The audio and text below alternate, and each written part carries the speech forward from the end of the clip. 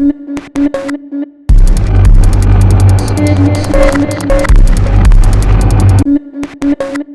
Allen Greenfield. Thank you so much for coming back on the show. It's always a pleasure. How have you been? We haven't spoken to you for a while. Just fine for the last, what's been over a year, hasn't it? Yeah, I think so. Time flies when you're not having fun. But yeah, I've been going through a creative period, although struggling with my new book, plug. Non-plug. It's taken longer to write than anything else that I've done. It's not going to be that thick a book. I don't write long books because in the spirit of Liber, I'll keep it short and simple because the times we live in calls for short and simple. Otherwise, people wander off. You don't get a lot of Dickens and Bronte and these troubled times where Gen Z doesn't even know how to write longhand at all. They're not taught it anymore. Always a bit The Decline and Fall of Western Civ, Volume 24. As Robert Anton Wilson called it, the conspiracy of the stupid. Yeah, or idiocracy, which I'm afraid is in the cards. Yeah. And I don't mean the tarot cards. No, if only they're in the cards. So you've got a new book coming out soon, and it's the third of the Secret Cipher books, I believe. And we're still not sure what it's actually called. It's got the words Black Lodge in the title. No other book that I have written. And part of the point is for the last almost 100 years now, the term Black Lodge, which at one time tripped lightly from the tongues of magicians back in the Golden Dawn AA era, the real one, not the imitations that are around now, the many claimants. It was a very common thing to discuss, just as the secret chiefs were commonly discussed. That you still will hear occasionally, along with, other terms for the same thing, ascended masters, or in the East, bodhisattvas. But Black Lodge has become an Orwellian unthing. So I decided time to put it back and display and talk about it all the way up to present times. The one thing we don't do in discussions with my publisher is name any living person, because I really don't want to get into some sort of David Icke reptilian type crap, because that only leads back to my house and all the other Jews getting rounded up and taking a shower, which I don't intend to be responsible for provoking. Yeah, fair enough. That's fair enough. It's something like the secrets of the real Black Lodge revealed. It doesn't echo on the cover of the book, but in red. in red, yes, yeah. That I'm insisting on. Can you start by just telling us, from your perspective, what the Black Lodge actually is? Whether it's an abstract concept, or whether you consider it an actual body of initiates or individuals acting under an umbrella. How do you actually see it? Well, if you first need to understand the concept of bodhisattva, or ascended masters, or secret chiefs, which are initiates who have ascended to the third order. That is to say, that have become non-corporeal but continue to exist in relationship to the human race as a benevolent force to help guide the rest of us one step at a time beyond our petty little lives on a day-to-day basis into higher realms. Now, some people think that the Black Lodge, to the extent it's thought about at all, is sort of a group of deros, to use Shaver's term, just degenerate beings that are sort of don't have a handle on anything, in which case I wouldn't worry too much about them. But they also are incorporeal for the most part, beings who have advanced in terms of the tree of life just below the great abyss. And for reasons, you have to have been a high-level member of the OTO for 20 years to really fully understand this, or some comparable body. They reach a point at which they could take the plunge or the walk across the great abyss on the path of Gimel, or they can see to it that their relatively advanced state doesn't get preempted by anyone who's coming up behind them. Sort of the opposite of the AA curriculum, where you advance by advancing your student and then advance to the next level and on and on. They do the opposite. They try to keep the rest of the human race pretty ignorant. And I would say at the moment they're doing quite well at what they do. They do have human agents, and whether there is a Black Lodge, well, there's certainly no building that's labeled the Black Lodge. It's not that coherent, but I think that they operate in much the same way as the secret chiefs, because these beings are, for all intents and purposes, immortals. But their purposes are such that they either directly or indirectly create havoc and cause great difficulties on Earth, or at least anticipate them. And just the opposite of what the attempt by the secret chiefs is to elevate those who are willing to be moved up the ladder to to Buddhahood, or call it what you want. I mean, the terms vary from around the world. There's in Jewish mysticism, it's the Lamed Vavniks, which means the 35. The numbers probably are symbolic, because I don't think that there is a fixed number or upper number that can be in this state of being. Their human allies are people in the criminal underground, and even perhaps some heads of state and people in positions of influence. They would love to see a global thermonuclear war, because that would solve their problems for them, and that's the ideal, because they can influence individual people. They've even been known to murder people who perhaps were getting along the path too far. My first publisher, who gave me a really big break, and I moved from being a writer for fanzines to being a published author, Ron Bonds at Illuminate Press. Well, he was poisoned, died. Illuminate Press died with him. Several of his other writers, Jim Keith notably, and my friend Carrie Thornley, all died relatively young and under quite mysterious circumstances. You will hear varying accounts, but generally speaking, if people are croaking under 50 under difficult circumstances, it probably calls for a second look.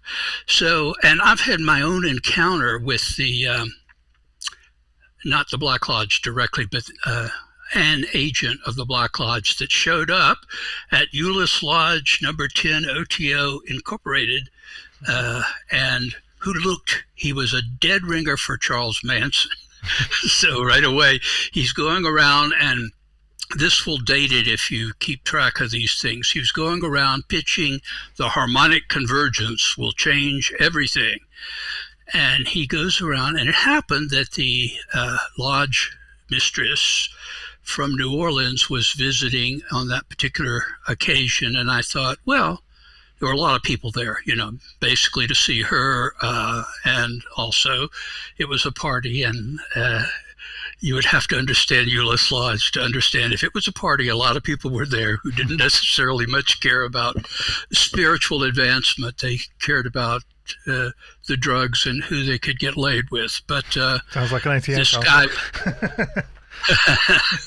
Well, and we were known as the Stripper Lodge, not to our faces, but I heard that from the lodge master in Los Angeles. But and so be it, because at that time I was married to a stripper, and people kept bringing, people in. In fact, a stripper brought me into Ulysses Lodge. But that's, a long ago story when I was young and naive and part of the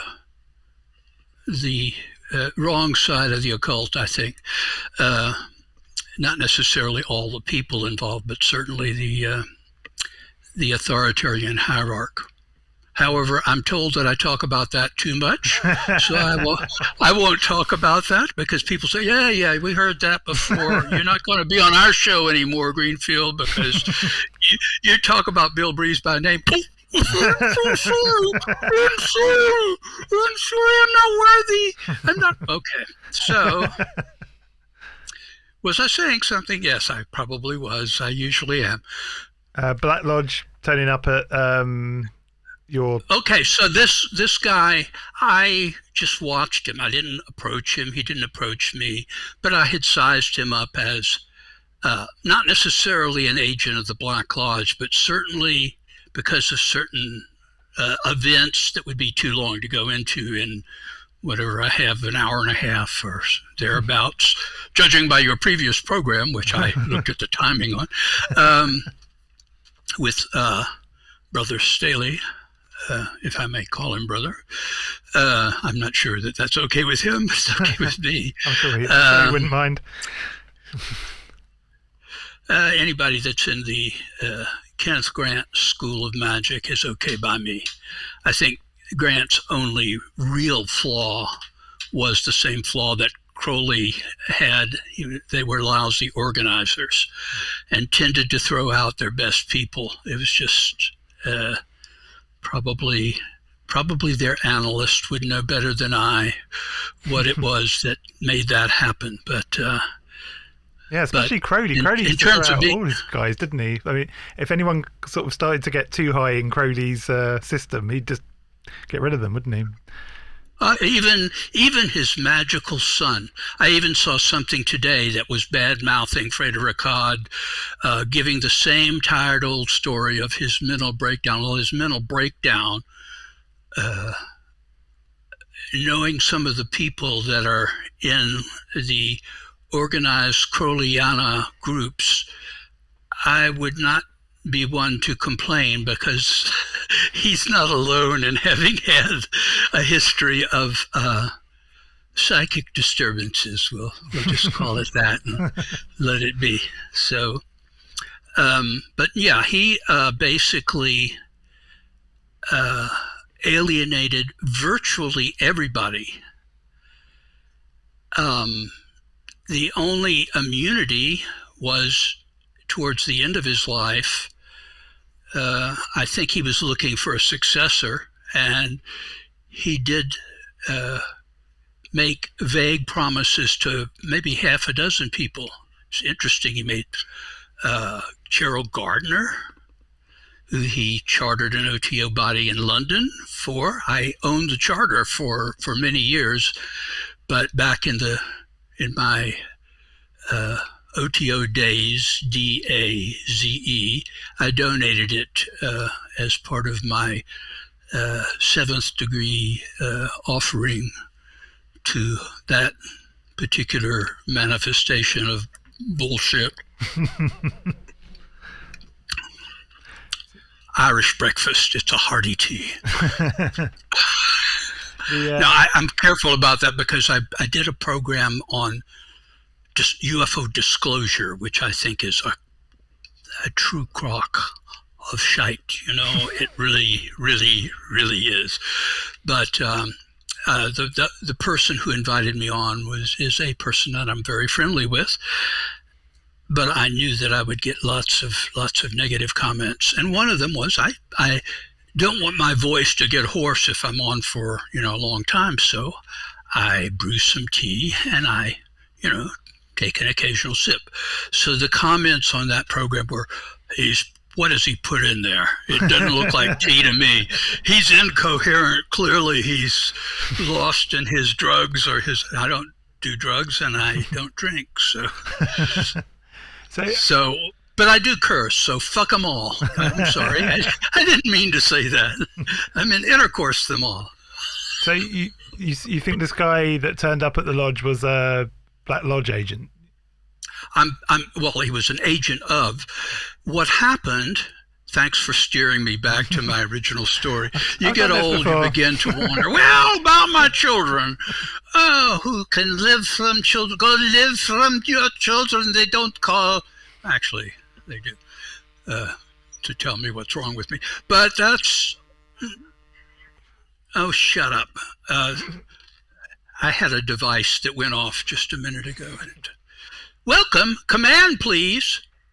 Be quiet. It thinks I'm talking to it. Yeah, it's one of those. Talking clock. Right, like an Alexa or something. Oh.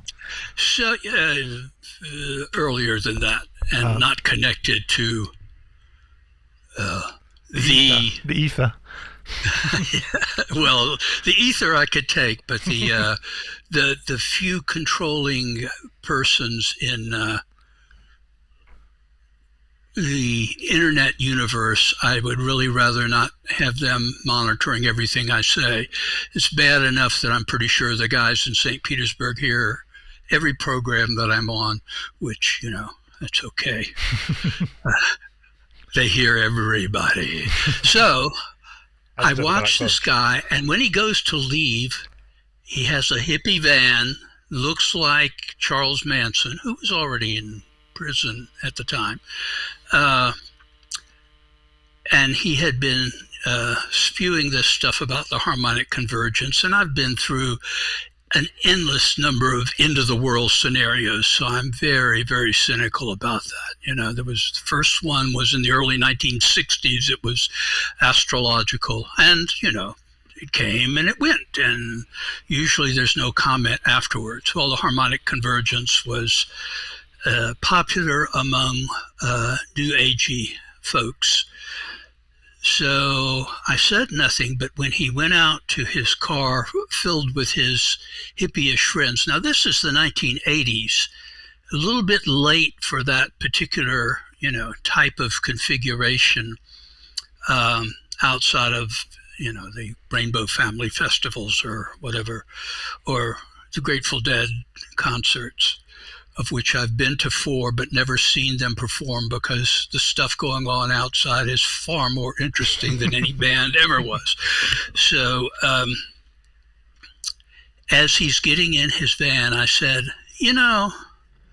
speaking of the harmonic convergence, and I pulled a date out of my voluminous volume of dates. It was just 10 years later than whatever the date was then in mid-1980s. And I said, that's the day that you need to watch out for because that's your day of reckoning. And I could see that it was, like I had gotten through to him and he didn't catch the irony in what I was saying. So I thought, I got one up.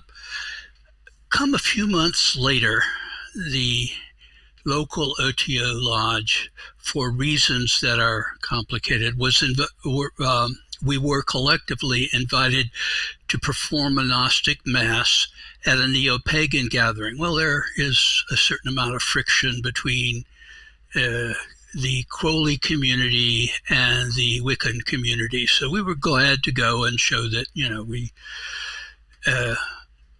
we went to one of their events and they had a large following. I don't know if they still do in this area. And they invited us to come to what was called the Spiral Gathering somewhere in the heart of Georgia, USA, not the country on the border of Ukraine and Russia and other places to the east, called Hard Labor Creek State Park. I kid you not. So we weren't there for hard labor, but about, I guess, 10 people from our lodge went down there, and a lot of weird stuff occurred during this event. But I noticed that guy was there, and I thought, well, maybe he's doing the same thing here. I'll just stay out of his way, because I got through to him once, but I doubt if I could do it again. So there was a dining hall in the manner of neo-pagan gatherings, and at I think this went on for 4 or 5 days. At one of the luncheon occasions, which, by the way, there was a group of grant people from upstate New York that were there, and they refused to eat with the McMurtry/Breeze OTO people, which I thought was rather petty, but because our then lodge master offered, to sit down with them and to do what thou wilt shall be the whole of the law. What is thy will? It is my will to eat and to drink. To what end? That my body may be satisfied thereby. To what end? That I may accomplish the great work. Love is a law, love under will. I think I left something out, but fuck it. Fall 2. And I believe that was, a Crowley original, too much like Grace before meals for my taste, but because Grace didn't show up, she's just not an OTO type. But anyway, this guy stands up and he announces, I'm holding a raffle, and if everyone here will put $1 in, we will give you a card, and we will draw one person. And where will the money go? The money will go to clean up Mount Arabia. And I thought, this is really interesting, because Mount Arabia is a really, really obscure place. Even people that live next to it don't know that it's there. There are reasons for that, but it's my personal power spot. I have empowered over 100 people there, free for nothing, during the Great Arabia working many years after that. And I had been doing the Castaneda system with some of my closest friends years before that. So I thought, well, this is some kind of setup, I think. Not to be paranoid, but of all the places he could pick and all the things that it could be the raffle, I said, well, if I'm not being paranoid, I will win this drawing. And there were probably 100 entries, but sure enough, I won it. The prize was breakfast in bed delivered by a naked slave. So I thought, oh gosh, because I was there with my soon-to-be ex-wife and other people from the lodge. We had a cabin, and I thought, I don't really need a naked slave to be showing up, and I don't eat breakfast. I hate breakfast. I hate eggs. I'm Jewish, so I don't eat ham. But this girl shows up. It was, interestingly, it was one of the people from the upstate New York ex-Grant group. They had been kicked out. I think it was Bill Siebert's group. It was Asex Magick group. And so the naked girl comes in, and I say, I don't eat breakfast. Give it to my cabin mates. So it was given to them, and I went back to sleep. And I thought, well, I don't know what this was about, but maybe it was just to embarrass me. That's okay. But the guy, I mean, it's too many coincidences at that point. And on the last day of this gathering, the spiral gathering, I was on my way again to the dining hall. I didn't spend all my time at the dining hall, but it's where things happen. And between me and the door is the guy. And I thought, well, I'll just walk past him. I mean, if he says something, I'll say, yeah, remember the date, or whatever, give him, but basically stay out of his way. And he holds out his hand. And because, among other things, I am a Southern gentleman, I reflexively reach out and shake his hand. And the second I did it, I thought, I'm dead. Because he had one of those Borgia-type rings with a needle on the inside of it. And he pressed it against my hand, but not so hard as to penetrate flesh. And he looked at me with this knowing look, and that's the last I saw of him. I mean, I was waiting to die, and I thought, should I just go about my business and I'll either keel over or not, but nothing happened. And I thought, well, what was the purpose here? And the best I could come up with was people that I work with that talk about the Black Lodge, despite what the pressure from the powers that be in the occult circles, are dying like flies. Why not me? And the only message I could figure that it carried was, we can get you anytime we want to.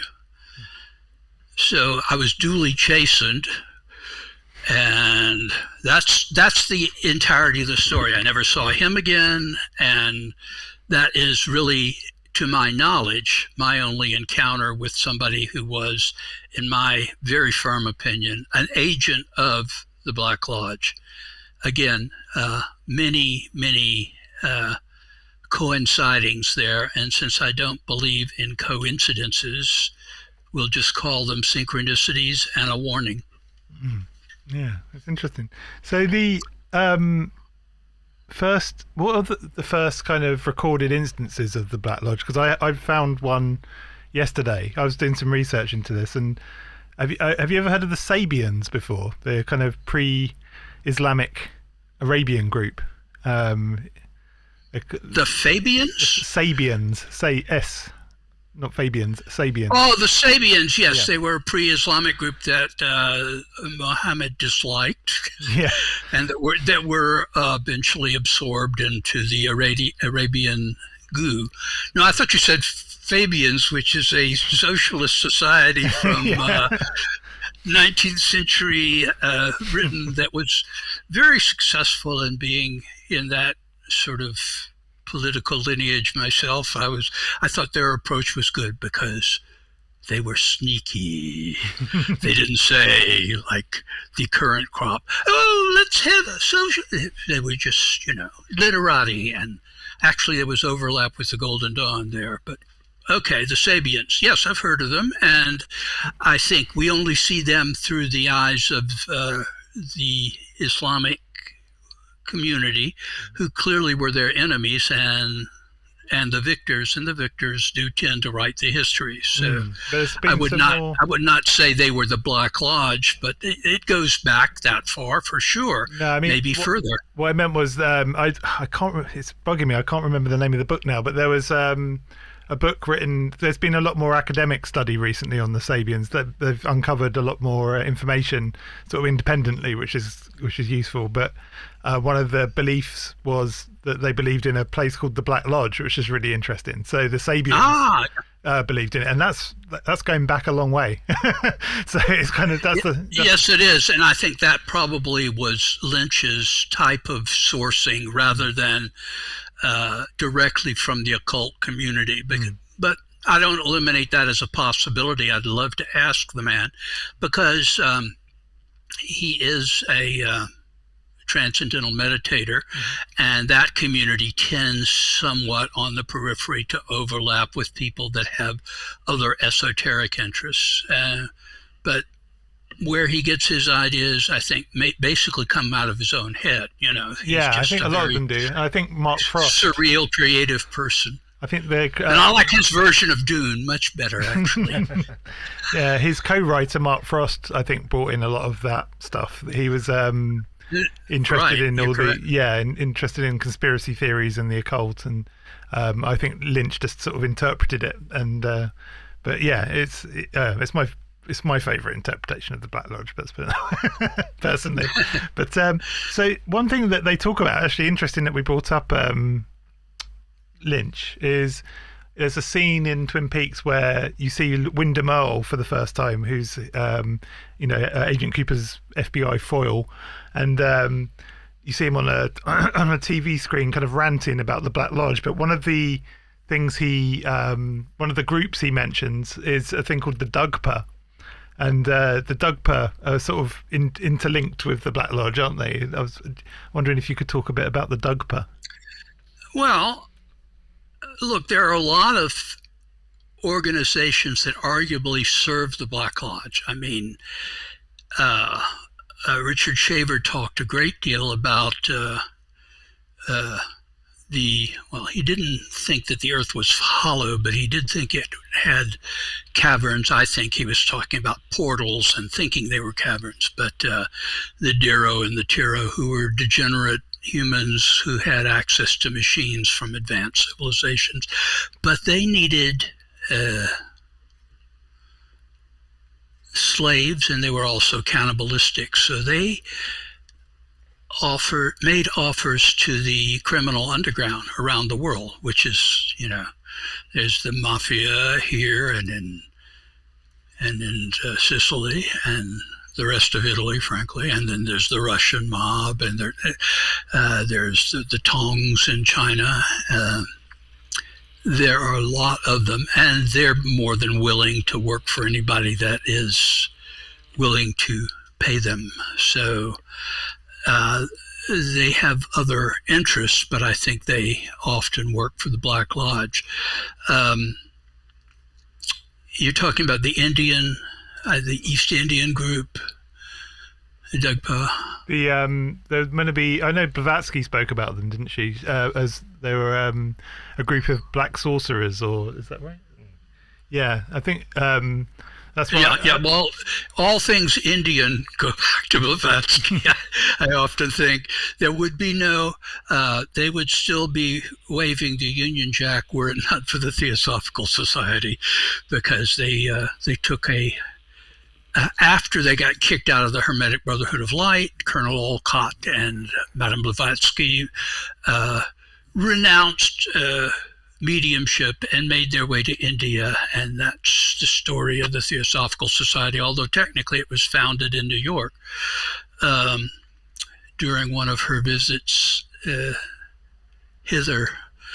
And I can't say hither about New York. Up there, up in there, but that's where it was founded. They were kicked out of the Hermetic Brotherhood of Light, I think because of their mediumship, or maybe because Blavatsky was, I don't know, very, very opinionated, even in her early days. So they became quite hostile to the HB of L, which eventually wound up about 50 miles from where I sit right now. Don't ask for that in metric, because I have no idea and find it ghastly. But we still use miles, don't worry. Well, we haven't here, I mean, it's still the law, It's you go to Canada, it's metric. You come here, it's more or less imperial units, and never has changed. Although scientific stuff has, that's where it's appropriate. It's just, what do you replace a foot or a smidgen with? It's not a scientific thing, but try cooking with a liter of, it's just that. So it's still a pint, From what I hear from people that come over here to visit me from your neck of the woods, I said, do you have, like in Orwell, a liter of beer? He said, no, it's still a pint, mate. yeah, still a pint. Still a pint of milk. So one of the sources that, for Dugpa is a guy called Henry T. Lorenzi. Have you heard of him before? I think he was that's a new one to me. But he's a theosophist, I believe. But have you heard of him? Of course. No, it's so that's another good source for people if they want to learn about Dugpa. There's a whole section in one of his books, which is I'll stick the links in the show notes for this one. But it's an interesting read if you're interested in dark sorcery and that kind of thing. But one of the things I often see people, especially kind of more conspiratorial podcasts and conspiracy podcasts, basically always seem to mix up the Black Lodge and the Secret Chiefs. I was wondering. They do, and that's why I try to be very careful in what is said in this book and what I say about the Black Lodge. I don't want people to, go suspecting their neighbors of being the nefarious Black Lodge. In fact, one of the few things that I do mention that has some currency is I'm pretty sure QAnon works directly for the Black Lodge. I mean, they're funded by the Black Lodge, not by what they claim, which is, it's a member of the Trump family or whatever. And what they're doing is spewing stuff that people buy into. It's like the disclosure movement in ufology. It's meant to raise expectations and then crash them, leaving behind disillusioned and or angry people. There are a bunch of historical cults in the Indian subcontinent that show all the signs of being Black Lodge. I mean, the Thuggee, which was supposedly suppressed during the Raj, one of its better moments. They killed people, but in a particular way that has the mark of, no pun intended, the mark of the Black Lodge, because they would strangle people, but they weren't allowed to spill any blood. And their contact was the goddess Kali, as in Kalikata, the city, But my suspicion is that just as Ashtaroth is a common New Age contact with supposedly extraterrestrial beings, I think what the people that communicate with that being, if they, and I talk about this in, in Secret Rituals of the Men in Black, Ashtar is clearly Ashtaroth, a demonic being that goes back to ancient, at least to Assyria and Babylon, probably to Sumer, although whether under that name or not. But I mean, there's that variations of that name are there. And interestingly enough, the medieval demonology rubric of that particular demon is that it migrated to America in the 1600s, and it wasn't really a fallen angel. It was really a being of light, which is probably something, if it goes under that name, you probably should take anything that it professes to say with a good deal of caution. And I use the ciphers of all to kind of minimally decode that in, that's in the complete secret cipher of the Euphonauts, which is about to become the incomplete secret cipher of the Euphonauts. But after the book comes out as a separate thing, I'm going to try to get my publisher to incorporate that in to being the new revised edition of the really complete secret cipher of the Euphonauts. That will not be the name, but the even more complete secret cipher. Well, my guidance there comes from a book that was very, very influential, a fictional book by L. Sprague de Camp and Fletcher Pratt,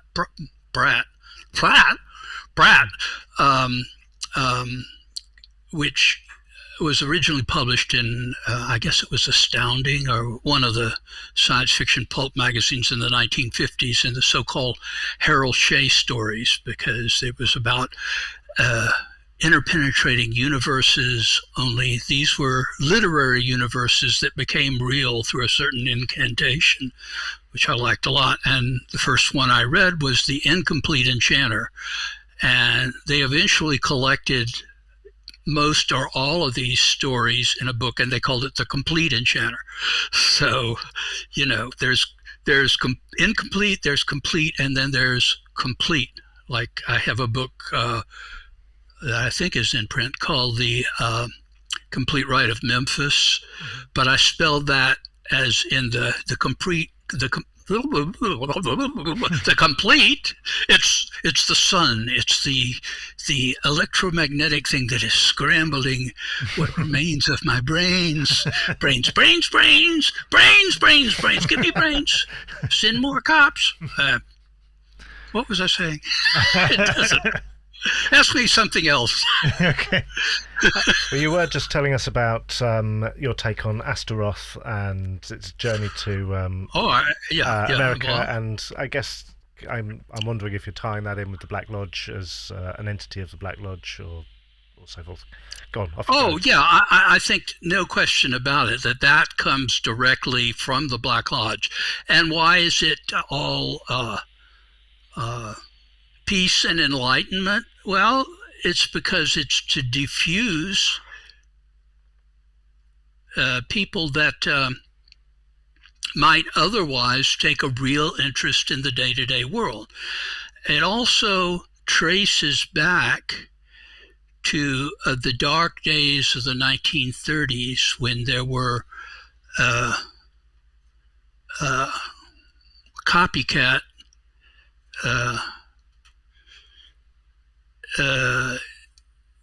Nazi-like organizations in just about every country in the Western world, not the least of which was the United States of America. And the manifestation of that, other than that of people of German heritage who joined, many did not, joined the German-American Bund, which was headquartered in New York, which is probably the worst city for a Nazi organization to try to organize in. But there was also a thing founded by William Dudley Pelley called the Silver Shirts, which I know a good deal about, in part because my father and the local rabbi in my hometown infiltrated this organization. They were basically like the brown shirts in America. They were, well, Pelley got away with that until about 1940, and a lot of this will be in the upcoming book, the name of which is Help. Secrets of the Black Lodge, the real Black Lodge revealed, I believe is the Yes, that sounds close. Something like that. Yeah. Available from all of the usual outlets, Barnes & Noble, Amazon UK is where, if you have people over there, you get it right away, and they're pretty good about royalties and stuff. Not that I care. Are you holding back on releasing the complete secrets of the Black Lodge? Is that going to be the follow-up? Well, I don't think I know the complete secrets of the Black Lodge, because if you did, they'd have to kill you. Well, if they were going to kill me, I suspect they already would have. My best defense, other than the several katanas I have laying around here, is one of them is in an umbrella stand by my front door. Don't tell them. Yeah, I have 3. Do you have any more on the machinations of Astaroth in America? You started telling us about the American proto-Nazi kind of thing, but about the movements of this entity. Okay, so you have Pelley in the 1930s, and of course the USA came into the war in 1941, and he was sent to jail because he was considered a subversive, and rightly so. He had an epiphany in prison. Many people have epiphanies in prison. John the Baptist, Hitler, all kinds of people, good people and not so good people. And he began doing channeling, New Age sounding channeling. And when he got out at the end of the war, he had people working for him who would be familiar names to people who are, as I am, involved in ufology, like George Hunt Williamson, maybe George Adamski. These are people that carried on that tradition and folded into something called the I Am movement, which still exists. And the I Am movement is centered on the notion of Mount Shasta being hollow, sort of like the Venusberg in Germany. And inside it is the ancient Lemurians, the survivors of the sinking of Lemuria. And there are scads of UFO sightings there, Bigfoot sightings, which I think are the same thing under a different, with more hair, basically. And the groups that pump this, some of them are perfectly legitimate, although a lot of them are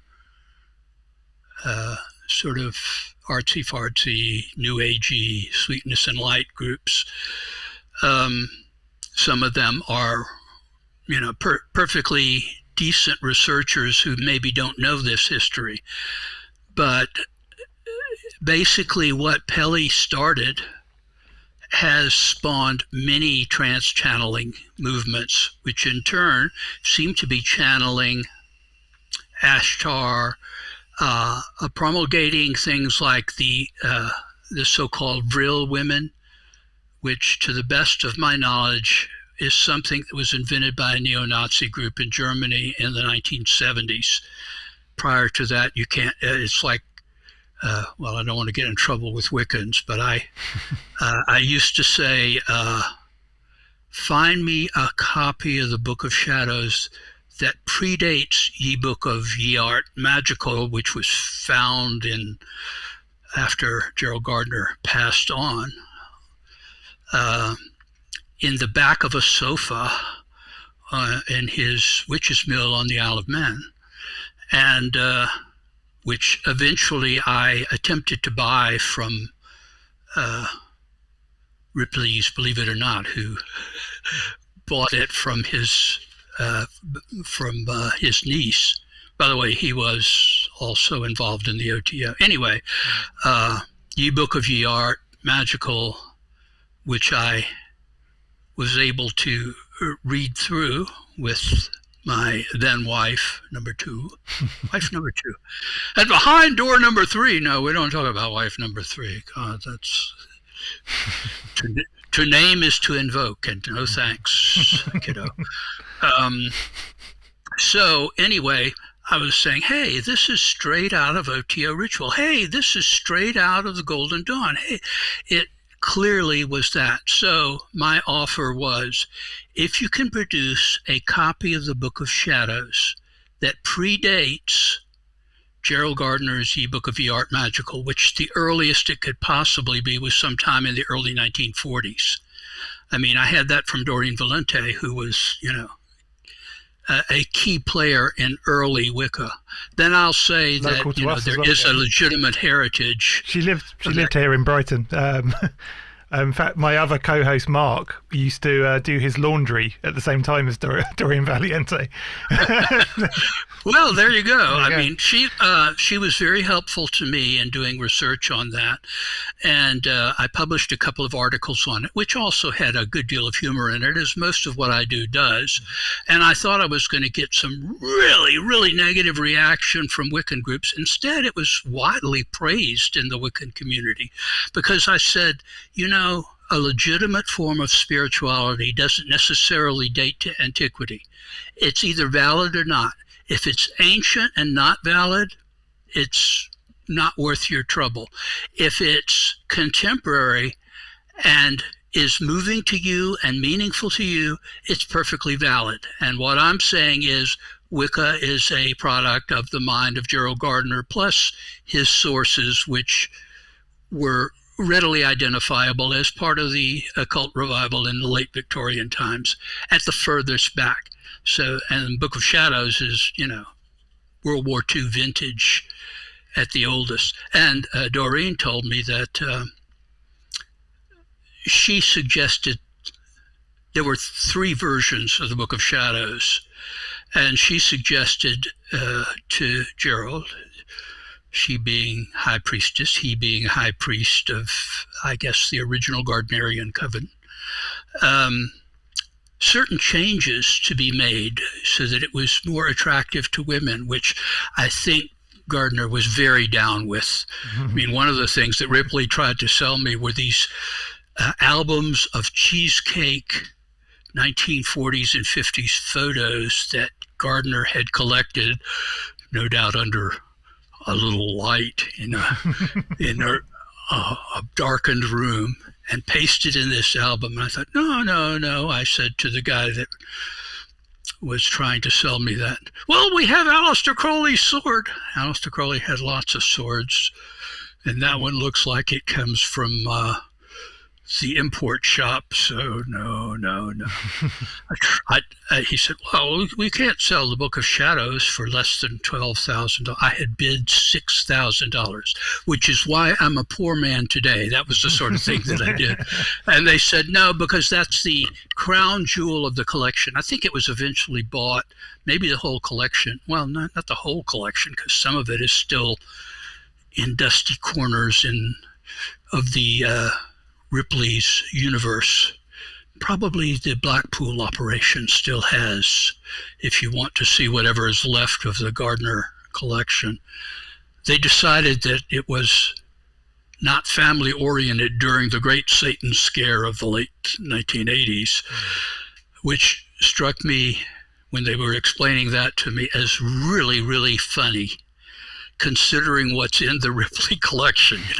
Here's a human skull that's been hollowed out for a candle. Okay, that's okay for the family. But apparently witchcraft stuff is not.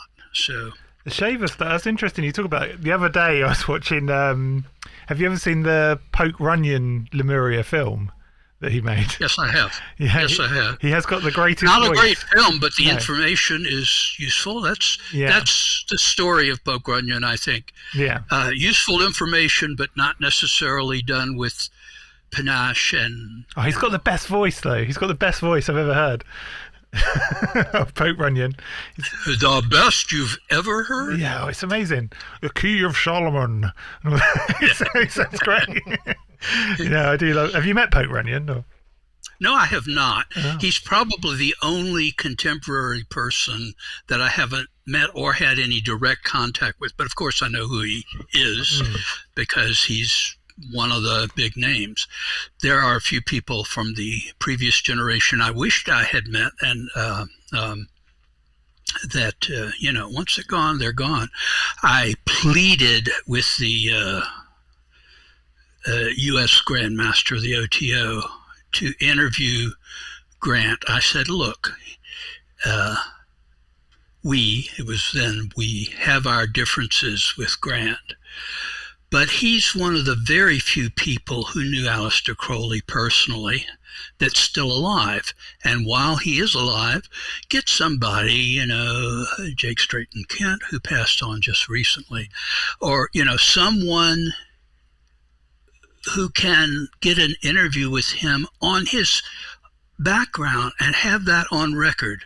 Because once he's gone, he's gone. Mm. And old Dave nodded. He always nodded, and nothing happened. And of course,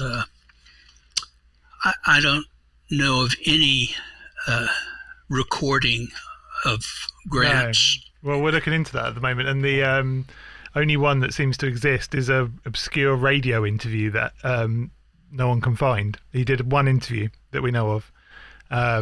Yeah, but he would have probably someone who was mutually amicable to the various claimants to the OTO. You have more of those in Britain than you have over here because people are so polarized here. We're near Civil War levels, but I think it could have been done, but it wasn't even tried to the best of my knowledge. And it would have been better had Grant sought the kind of recognition that the corporate OTO has. But apparently he wasn't interested in that, and that's fine. He did associate with Bertio, and Bertio is still living. He's in his late 80s, but I consider him, of those people that I know, the best, most adept magus of the 20th and now 21st century. And I don't say that idly. I know a lot of people that are or claim to be highly initiated, and he's by far the most. I mean, I am but dust under his feet. So, has Bertio ever commented on the Black Lodge in any way, or? I think he thinks the OTO is the Black Lodge. And it might become that. I think that an organized body of manifestation that dabbles deeply into the occult, and maybe the word dabble is too light, who delves deeply into the occult, but has an authoritarian basis, is well, like I said, the first time I saw the guy that was a Black Lodge person was at an OTO lodge. The one that I belonged to and eventually became the lodge master of, and eventually past master of. I mean, I think I was the first that used the Crowley past master rituals. So. They can't take it back,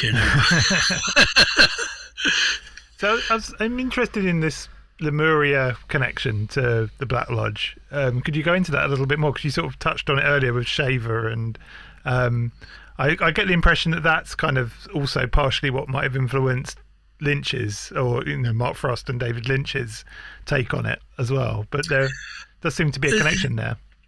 I don't know how much of this is metaphor and how much of it is materially real, but I'm not sure that anything is totally materially real. I think that we may be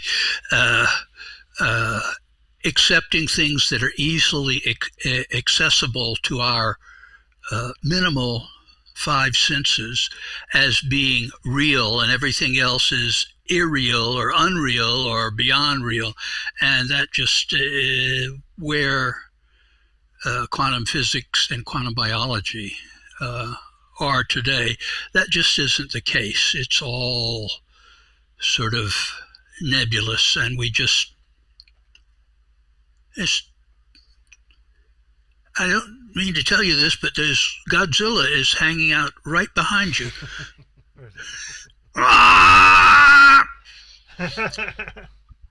Did you know he's a metaphor for nuclear war? Mm-hmm.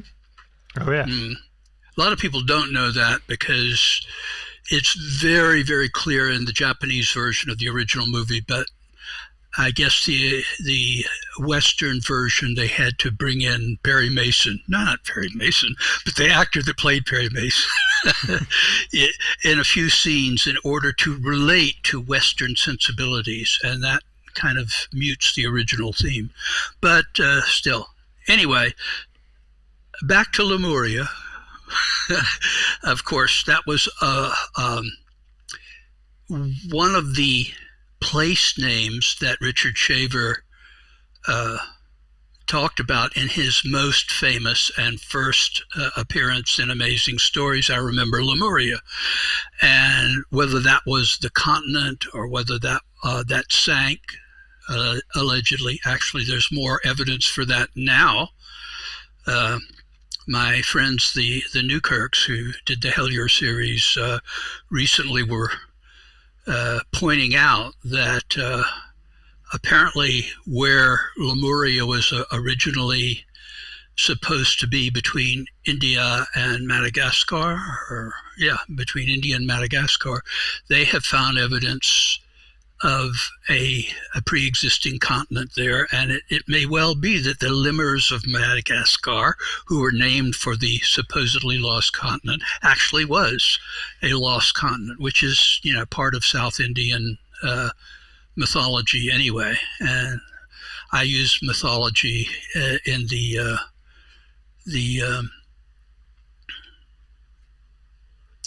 sort of Jungian sense, that it may be as real as anything else. It just makes for good storytelling. Like, I don't think the Trojan War was exactly the way it came down through, the ancient Greeks, who were a lot later, but I think that there was probably a Trojan War. The archaeological evidence is pretty good. Probably several Trojan Wars between Ilias, thus the Iliad, and the city of Troy in Asia Minor. And going back a lot before that, apparently there have been civilizations in what is now Turkey and was part of the Ottoman Empire, going back 10, 12, 14,000 years ago, which is grist for the mill of those people who think there was a previous civilization. I don't know about that, but I do know they keep pushing the timeline further back. Anyway, back to Lemuria a second time. Volume 2. Okay. The best Lemuria place I know of to look into that is not necessarily Mount Shasta, where supposedly survivors in one version came from. Of course, I do credit the notion that there was a worldwide maritime civilization in very, very early prehistoric times. Prehistoric only because we don't have a written account of it, but that is probably the best explanation for certain phenomena that recur all over the world. Certain types of stories, pyramids, legends of a lost continent being the founding place. The Aztecs took their name, their origin story, from a place called Aslan, which some think, and that they sailed to the valley of the Mexico, and some people think that was Atlantis. Of course, I don't think there is a sunken continent in the middle of the Atlantic, but there's evidence of extended coastlines during, let's say, during the last ice age. So who knows? But in specific about Lemuria, I think the best version to look at would be the Tibetan version, which is, this is one of their versions, okay, but it's the one that I tend to subscribe to, that there is an underground city called Shambhala, from which the notion of Shangri-La comes from, which is a city of light, which is sort of the equivalent of the Pure Land Buddhist paradise, which has a logic of its own, which is we can attain nirvana in these troubled times, whatever times it is, but we can attain the Pure Land because bodhisattvas and Buddhas go before us to, prepare the way. It's a little, in the Tibetan version of that, it is a city either in a remote place in Tibet or below Tibet, which is more likely. But interestingly enough, Tibetan Buddhism has a certain amount of schizophrenia built into it because it supplanted but didn't replace the local Bon religion. So Bon is a somewhat darker religion than Buddhism, and there's a lot of in Vajrayana, Tibetan Buddhism, that is darker than in the Mahayana, the larger Buddhist world. And they say that there is also a city called Akarta that is below ground in Tibet.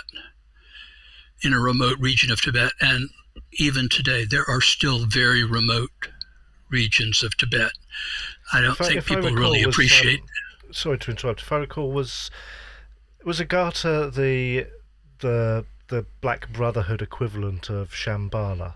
I seem to recall reading two different sort of accounts of one that it was the same place but with an interchangeable name, and another that they were two sort of opposing, not civilizations, but cities or dwellings out in the plateau above Tibet. And stories that were originally written in Pali or Sanskrit, by the time they get to moi or thou or anyone in the West, are going to be corrupted. So the names may be interchangeable. I'm just giving the version as the story came to me. Sure. And the story is Agartha was the Black Lodge nest of vipers, and Shambhala was essentially the secret chiefs. And that remained true for, 1,000 years or more after, whatever the meaning is of the sunken continent of Lemuria. Another group of, I guess, some of them went to California, some of them went to Tibet, You had to swim either way, a lot of swimming involved there, but, these were super beings, so they climbed the highest mountain they could find and probably dug the deepest hole they could find. Some think it's because the younger Dryas was initiated by there are two versions of that.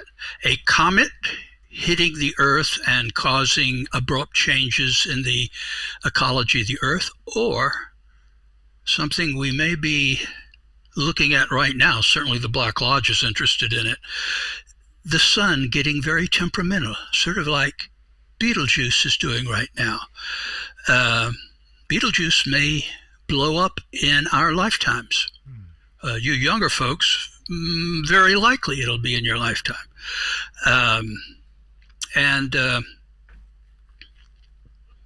our sun is doing very peculiar things, and I've found that a lot of people who are on my suspect list of the Black Lodge are fixated on black sun solar cults, including some very murderous cults, notably in France and Canada, but everywhere, and maybe even involving some peripheral people in or around the OTO in the 1940s. It doesn't mean that, these are people that quit the OTO at that time or became part of that the Black Lodge of Santa Cruz, which wasn't the Black Lodge, but it's disowned by the corporate OTO, although the head of it was a, Crowley certified 9th degree, I believe. They just, it's the one that Charlie Manson, the real Charlie Manson, not the guy I got poisoned by, or let's say got warned by, visited, but then... That's a rip-roaring story, isn't it? Have you read the PDF that circulates around of the Black Lodge of Santa? Yeah. It's fantastic. It's like an Enochian adventure, isn't it? It's great. Yeah, it is, and I think that the fact, other than the Swiss OTO, which doesn't stem from Crowley, it stemmed, I don't know if it's still around, but it was still around when the emergency powers were invoked by Grady McMurtry. That's in quotes for people listening on radio or podcasts or whatever. There are quotes there. Emergency powers. The Swiss OTO was certainly still around and had been continuous and had been chartered not by Crowley but by Theodore Royce. So they were still in business and doing a slightly sanitized version of the Gnostic Mass as late as the end of the 1990s, maybe even into this century. So. Am I right in thinking that Rudolf Steiner was the 10th degree of the Swiss OTO? No, he was in Switzerland, but I think that he was. There was some overlap. Yes, you're right. You're right. He was not the person that I'm thinking of, because the anthroposophists do not trace their lineage to the OTO. They trace it to, to Steiner and his ideas, which definitely were very different from the OTO's ideas. I mean, he was sort of Rosy Cross, Christian Nouveau type, and I don't know of any version of the OTO that would be fairly called Christian, although there are, heaven knows, there are Christian Thelemites. Not many, but they exist. I know because back in my initiator days, I argued with the future U.S. Grand Master, who didn't want to induct into the sacred Knight of the East and West degree a guy who called himself a Christian Thelemite. And I said, look, either we have a big tent or we're going to always be a small organ. And so, to King Dave's credit, he did induct this guy, but it was, there were people that objected, including the only Jewish Nazi I've ever known, the late Jim Wasserman. Yeah, that's an... The slave shall serve, and shall serve me well. Yeah, Jim, you fucker. The one thing, is there any mention of the Fraternitas Saturni in your book? Shh, I'm not giving away everything in the book, but yes, if you go to your personal, I want to call it a page, I don't know what to call it, on Skype, I uploaded one of the images from the Fraternity of Saturn to you, but there will be much more, much, much more. Oh, way beyond that book. Much, much more. Isn't that the book by Stephen Flowers? Yeah. He's with the Temple of Set, the 200 people. I was... Wife number 4 was at one time a priestess of Temple of Set. I talked her away from that. Technically, I'm still married to her, so we won't go there at all. It's because Georgia being, deep south, there's no separation law in Georgia, and I think we're both done with marriage. So no reason to get divorced, but on the other hand, there's no separation. So she lives up with the Swedes in Minnesota, the home of most of the people from Sweden, more than there are in Sweden, I think. So she's not a Swede. She is a Mayflower descendant, though. So, as she pointed out to me fairly frequently. So if she's listening, I don't bear you any ill will. Keep doing what you're doing. What you're doing now is great. Well, so are you saving Fraternitas Saturni stuff for readers of the book rather than listeners of the show in this case? Or I will. My lips are more or less sealed.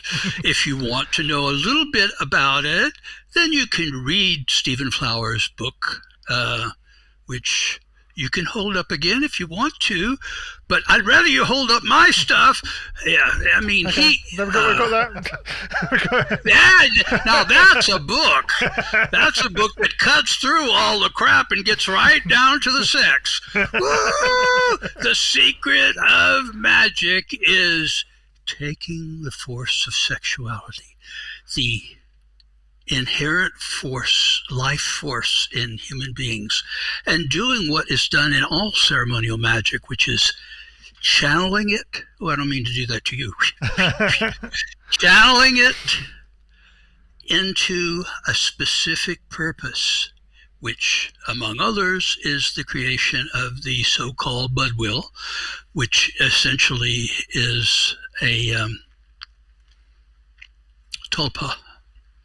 I don't know why I fall back on these Eastern terms, but they seem to fit probably a little bit better than the terms like Budwill, which is a little bit silly. Like, I've always had a problem with the term Bigfoot because, hairy anthropoid type being, there probably is a better name than to talk about its shoe size. But then I come from a family of shoemakers, so, maybe that's just me. Why do you think, because we talk about this a lot, I'd be interested in your take on this, but why, and this is certainly something you've encountered, I know, because we've spoken about it before, but why do you feel that occult communities are so, especially OTO and Golden Dawn, etc., why are they so scared of the sort of more supernatural or paranormal elements of what happens when you practice magic? Or, why do they fear it so much? Part of it is just being tribal. I mean, our tribe and your tribe are different tribes, and we don't want to be involved in your tribe. But the other part of it is more intellectually challenging, although that's a very disturbing element abroad in Western civilization altogether at this point, which is we and they instead of I and thou, which was Martin Buber's point about how to relate to other people, let alone other ideas. I think that it involves a fear of being discredited because whatever their particular thing is, let's say it's cryptozoology, they don't want to get involved in ufology, although clearly the phenomena, at least clearly to me, are part of the same spectrum and probably have the same fundamental origin. They're afraid because they think that cryptozoology is respectable and biological in nature. And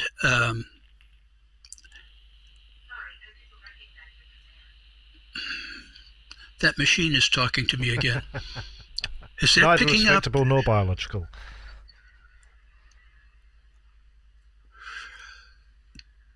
Turn off. It won't hear me now. It's playing ocean sounds. Oh, well, you're in Brighton, right? So, by the sea, I live in Atlanta, which isn't near any mountains or oceans or even much of a river or forest or swamps or any of those things. So it's a city that probably will come to dominate the entire world. Today, DeKalb County, tomorrow, the world. What a horrible thought, really. Where were we? I never finished on Lemuria because the point from I borrowed it from Ravenscroft, but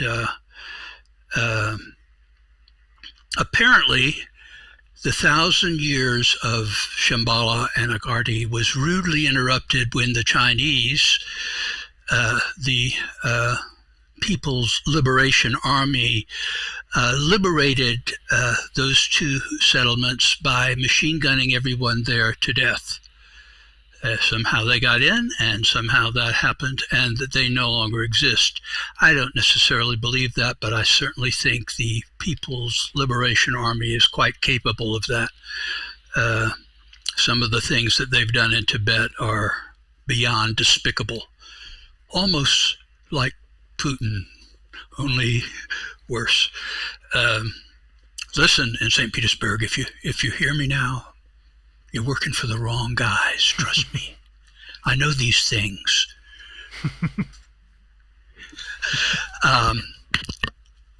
So, where were we? Oh, yeah, so that's where that particular account of Lemuria goes, that basically it hived.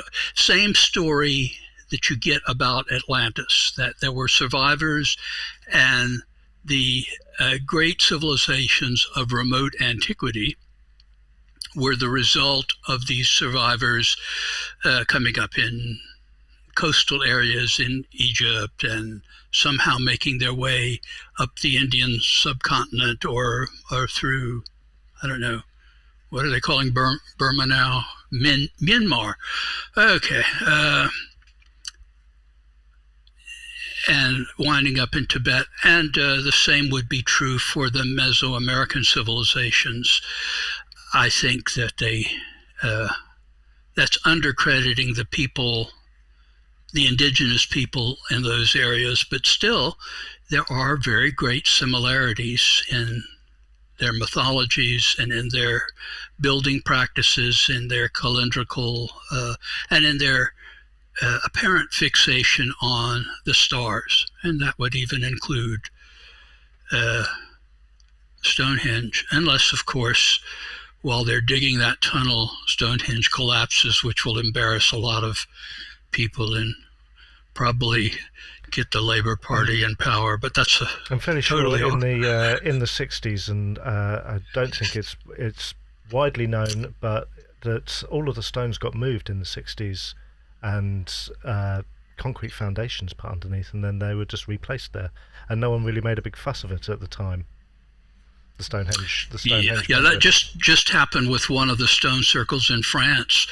It has been moved around, and of course, if there are alignments, whether they're ley lines, whether they're astronomical alignments, whatever, if you move them and are not cognizant of that and don't record the original location, any archaeological possibility of understanding it will be destroyed or at least mutilated. So there should be respect for the more interesting monuments of antiquity and not passing a judgment on what is more interesting based on, the present moment. It's a shame they didn't think that with the with your stones in Georgia. Well, they weren't ancient. They were, and apparently some fundamentalist Baptist group in the town that's most famous for its gravestones. It's the gravel capital of the United States, whatever that. The granite capital. Granite capital, yeah.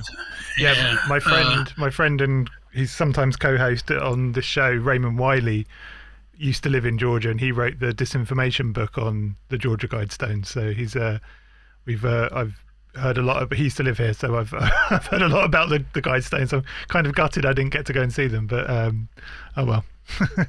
Well, there are endless pictures of them, but what was left got carted away by the local government, because not to censor it, just because they weren't in their original position, and they had been, whoever these fundamentalist fanatics were, they did a very thorough job and seemed to know a lot about explosives, which doesn't surprise me at all.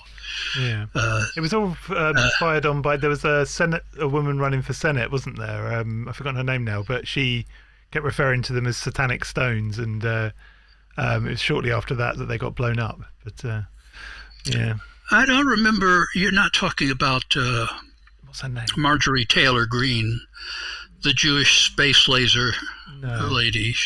She's a congresswoman from northeast Georgia that apparently was so far to the right she got kicked out of the right-wing caucus for getting into fistfights with another one of the really crazy people. I think she was running for Senate, this woman, and part of her campaign was that she would remove those satanic stones.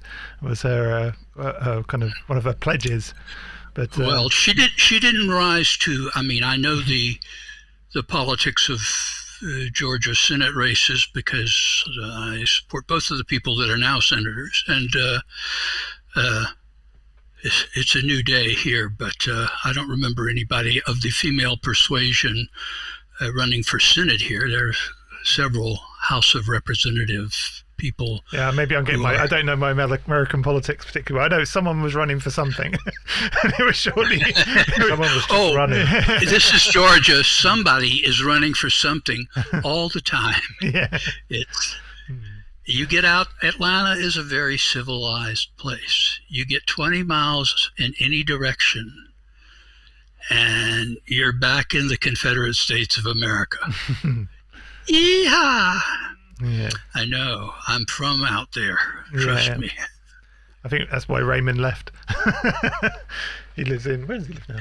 Colorado. That's why I grew up here in Atlanta, but I've lived out in the boondocks, and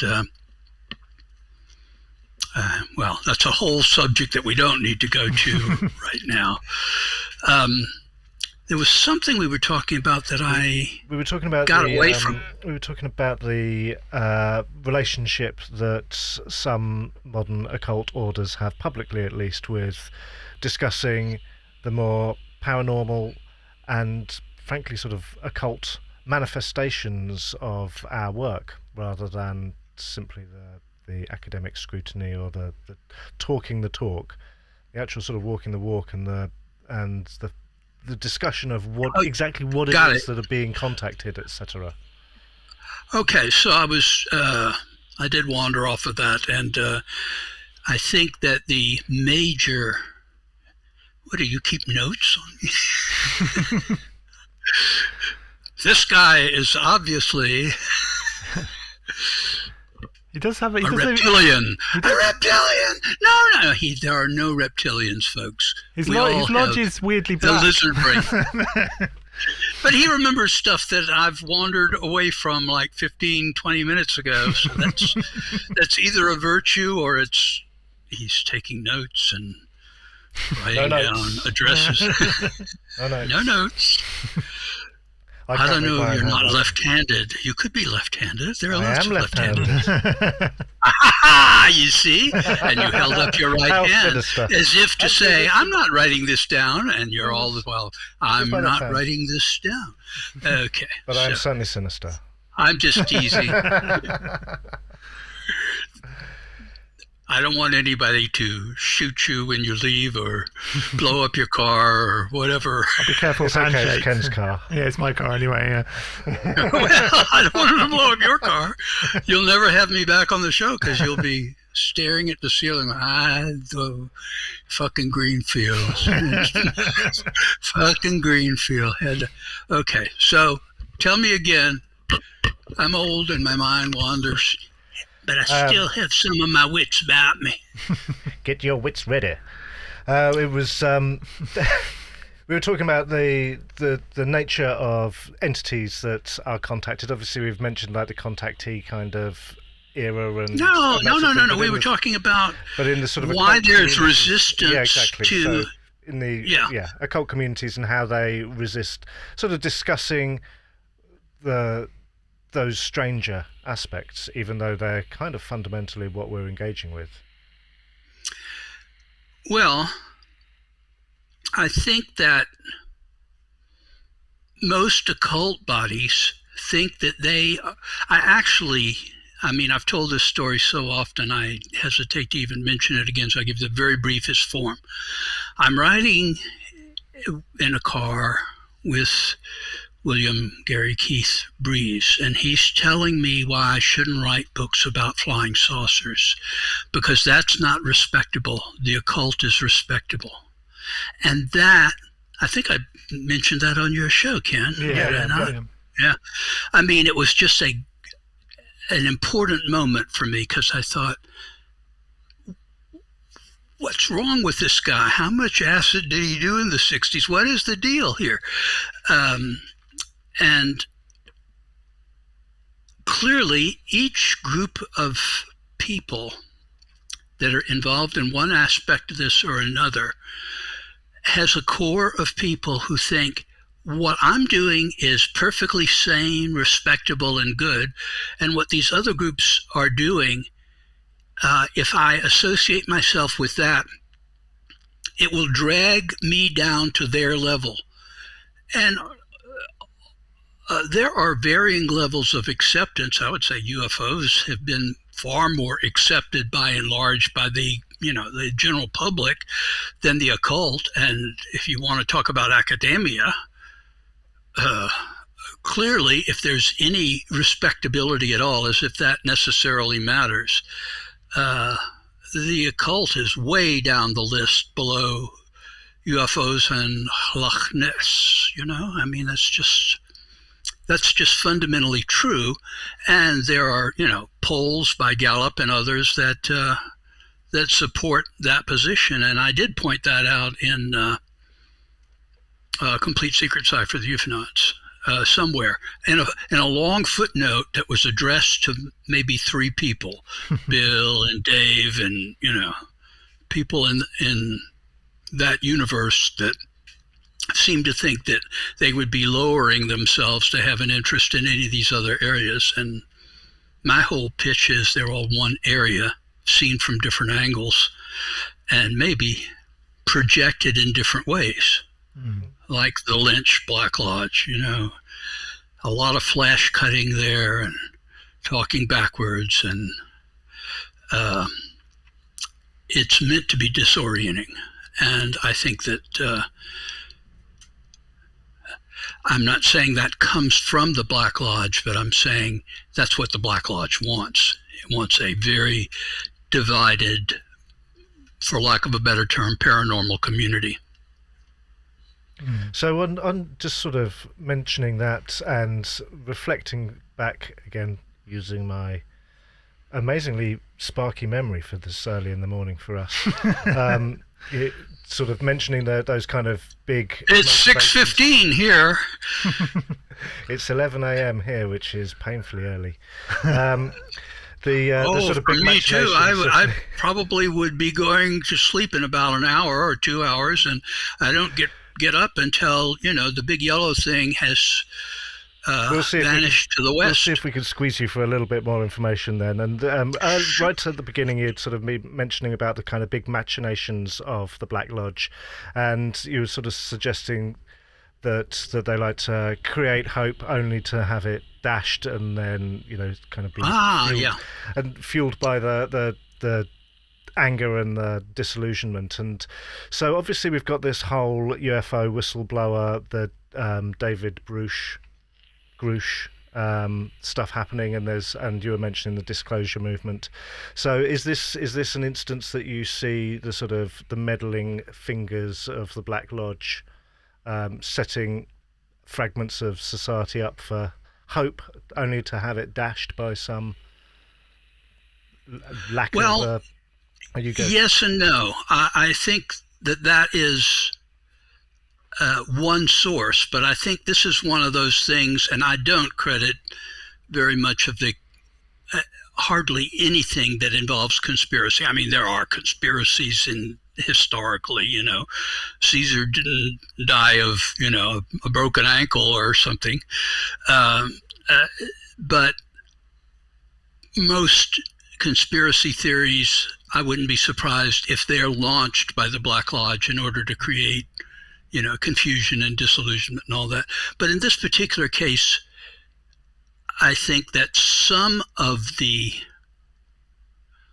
confusion, would that be the right word, comes directly from government sources. In 1953, during the Great Red Scare following World War II, and following the major UFO sightings over the White House and Capitol and Pentagon, in July of 1952, which is the first time UFOs came to my attention, and I was just a little bairn, just down there with my father saying, "Flying saucers over Washington." Okay, that stuck with me. So my antenna must have been up from a previous life or something. But anyway, somehow the CIA linked that to the notion that Soviet bombers could sneak in, because that night the Ground Observer Corps, which was a civilian thing, and radar, and those jets that had been launched to try to catch the flying saucers really completely smashed the communications network for that night.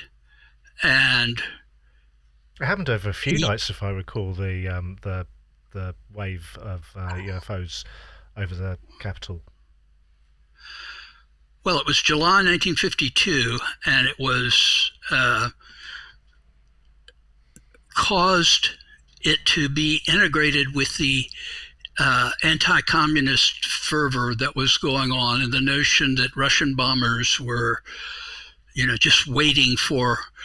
And then, of course, that was a paranoid period in American history. And they thought, well, it's possible that the Communist Party USA could infiltrate flying saucer organizations and create false flaps so that the Soviet Union could come in, and while flying saucers were being chased and radar was jammed, they could liquidate the entire east coast of the United States.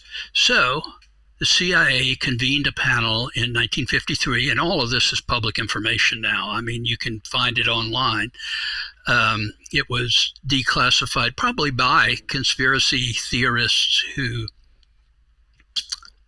use the Freedom of Information Act, the U.S. Act, to get stuff that's declassified or partially declassified published. So it's up on the internet. The CIA reached the conclusion that there was indeed a threat from the Reds, and that therefore, this is 50s think, therefore UFOs should be discounted in any way possible, and flying saucer private organizations should be suppressed. And it was shortly after that that a lot of the Men in Black cases happened, and I believe those particular cases were not the tulpas that I think most Men in Black cases are. They were emulating that, but they were basically CIA agents trying to scare the bejesus out of proto-ufologists. You can't really call them ufologists during that period. And their major coup, and I cannot prove this one, but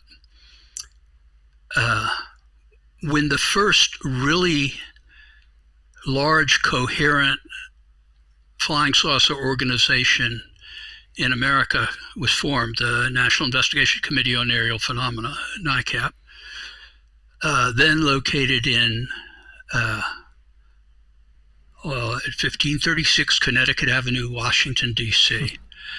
I remember because I got kicked out of that office once. It was a long time ago. I've been kicked out of all kinds of organizations. You can't fire me, I quit, is something I have said many times. You must have a very calloused backside. But the interesting thing is NICAP was founded by a civilian who I've never heard anything bad about, named Townsend Brown. But shortly thereafter was replaced by Major Donald E. Kehoe, a person of,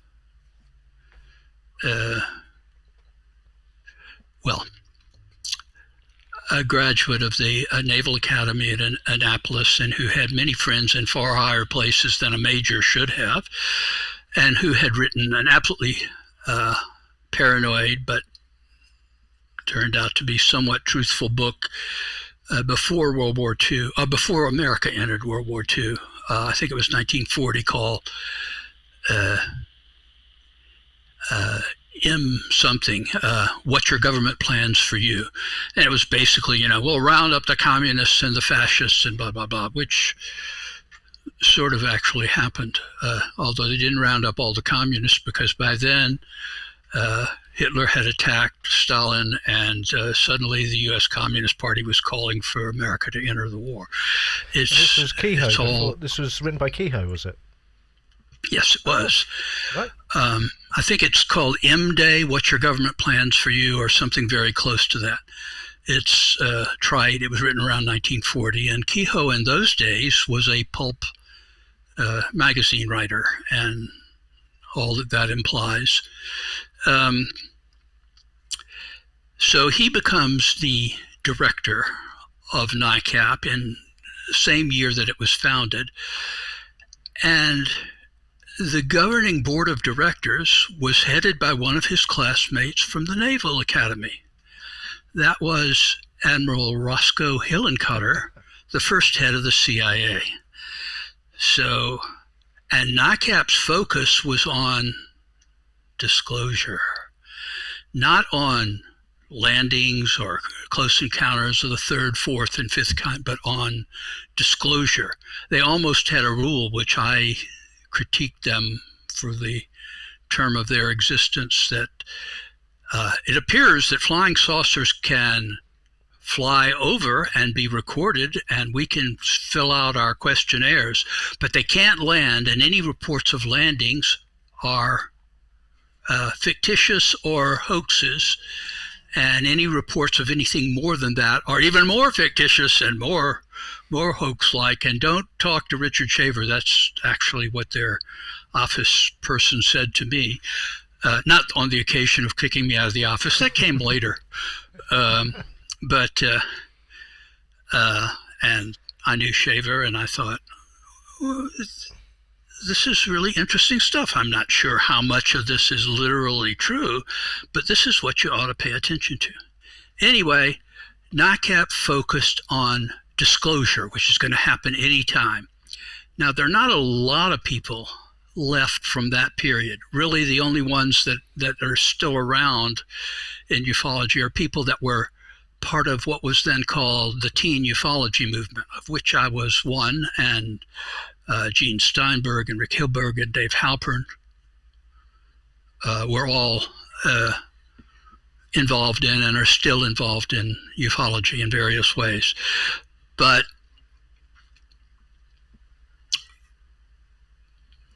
the people who were the generation before us, including Ray Palmer and Shaver and Jim Moseley and Gray Barker, and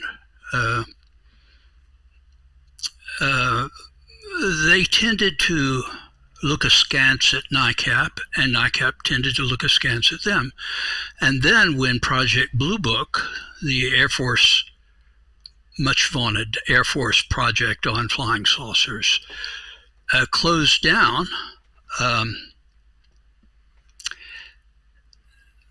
there was talk that they were going to destroy the Blue Book files. So I went to my then senator, who happened to be the head of the Senate Armed Services Committee, and I said, look, I don't know what you think about this stuff, but clearly it needs to be preserved for historical archival purposes, and I would like to take a look at it. And he said, well, I will set you up with a security clearance, and you can go over it. All the files have been sent from Wright-Patterson Air Force Base, which was in Dayton, Ohio, to I want to call it Space Camp, same location, the Redstone Arsenal in Alabama, which is not very far from me.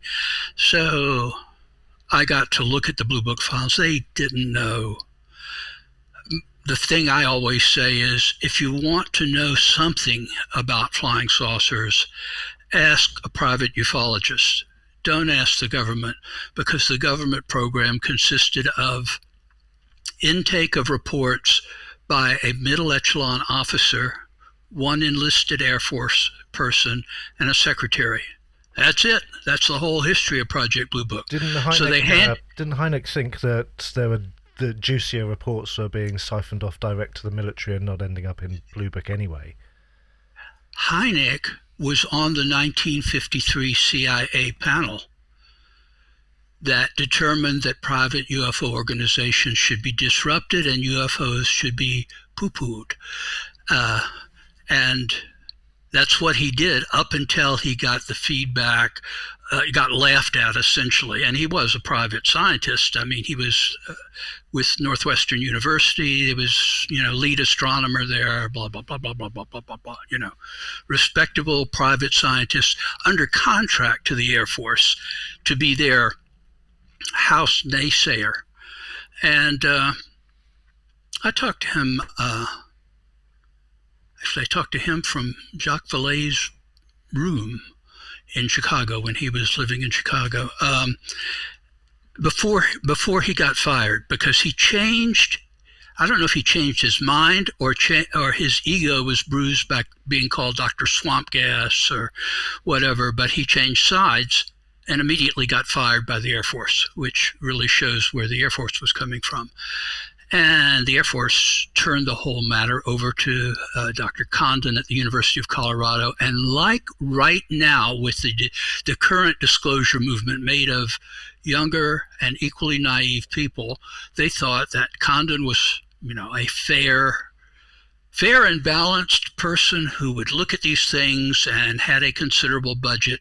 And of course, Condon from the very, very beginning said privately, later disclosed, the only disclosure was, he said, the trick will be to seem to be objective about this, but actually to reach the conclusion that these things don't exist and that they're just misidentifications. But I'm not supposed to reach that conclusion yet, or something. Wasn't that the little giveaway in one of those statements? He admits the conclusion before the study's even begun. That was. I don't know how that got disclosed, but it did get disclosed. And that's the only disclosure that has any relevance to today, because the fact is, I think the repeated cycle is build up those interested in flying saucers and then reach the conclusion, which is foreordained by the powers that be, there's really nothing to it. And then the big letdown, which presumably a substantial share of those people who are interested in the subject will wander away from, which was true then and probably will be true with the disclosure people now. So I don't argue with them. I don't debate them, because I was around for Blue Book and Condon and what happened then. And I see exactly the same pattern now. But these are newer people, unlike some of the newer people like the Newkirks, who are taking a fresh look at all of this, all of the paranormal range of things, from UFOs to Bigfoot to goblins in Kentucky, of which there are many, lots of them. Not goblins that I know, but goblins that I don't know. And that's over the most massive cave system in the United States, and I'm not sure it may be the most massive system in the world, which runs under West Virginia and under Kentucky. So that was where they sort of started, and they have an entirely different thing. I think they're the hope for the future of paranormal investigation. I don't even call myself a ufologist anymore. I call myself a para-ufologist, and have since the 1970s, because clearly this is a broader thing. And the fact that I have a hand in magic and occultism, and a hand in ufology, and a more than casual interest in near-death experiences, reincarnation cases, not hypnotic cases, I discount them, but childhood memories, like the research being done at the University of Virginia,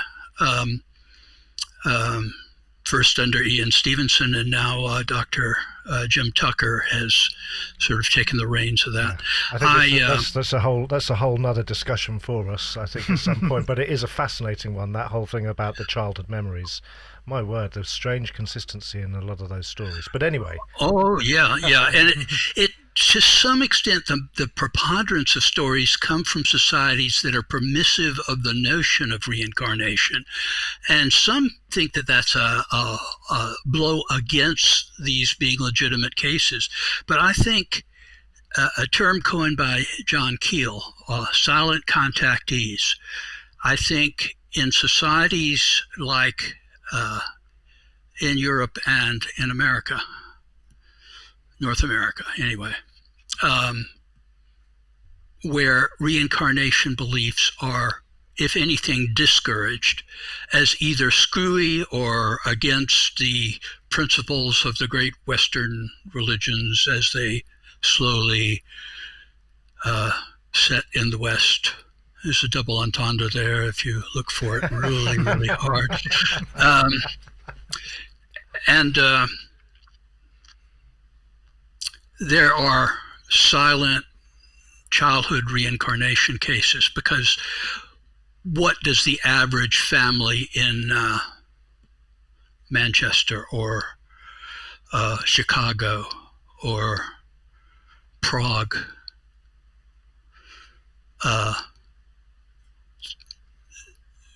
do they go to the press when their kid starts talking about their previous life? A few do, but the vast majority, it goes against the grain. They're afraid of losing their jobs. They're afraid of ridicule, and they remain silent reincarnation cases. And I suspect that the percentages are just as high in Western societies as they are in Thailand and Myanmar and India and Pakistan. And, well, I guess not in Pakistan because you get killed. Well, in Lebanon and Turkey, there are groups, the Druze, for example, have reincarnation cases. They have an unusual take on it. And then there is another group that is Islamic in Turkey, but Turkey, as these things go, has a slightly more tolerant attitude towards diversity, and this group has a lot of reincarnation cases that were examined by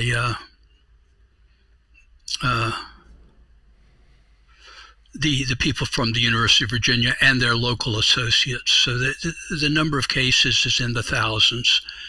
And I would say it's a very convincing thing because, some of them could be hoaxes and some of them could be tutored kids. But the people at the University of Virginia are professional scientists, have no real axe to grind, and are very, very methodical. If you read their books, they're overpriced but important books. It's very hard to explain these cases in any other terms except maybe possession, which is just, a different side of the same can of vermin, whatever. Yeah, we'll do that. Irish as breakfast. A subject on another show, I think. Yeah, definitely. Anyway, thanks so much for giving us so much of your time again, Alan. I really appreciate it. It's always good to have you on. And although we were going to talk about sex magic today, I think we'll have to do another show with you soon about that, because that is a topic. Well, I sent you a bunch of documents that relate to that, not from the book, so you don't get to talk about it without me being there to sell the damn book, because I've been working on it for a year and a half. Okay, excellent. And the angry people on Twitter are getting up committees and torches and things, and if that book doesn't come out soon, I won't be responsible for what happens to my publisher or me. But when is it? So it's coming out on the 31st, did you say? That's what they say. Okay, well, that's good. And I'll believe it when I see it, but the thing is, I haven't even seen a proof copy yet. And I insisted on, at least being able to proof after the professional proofreader, to just everything has the decline of Western Civ. Chapter 4, 5, 6, 7, and 8 includes the fact that everything has typos in it now.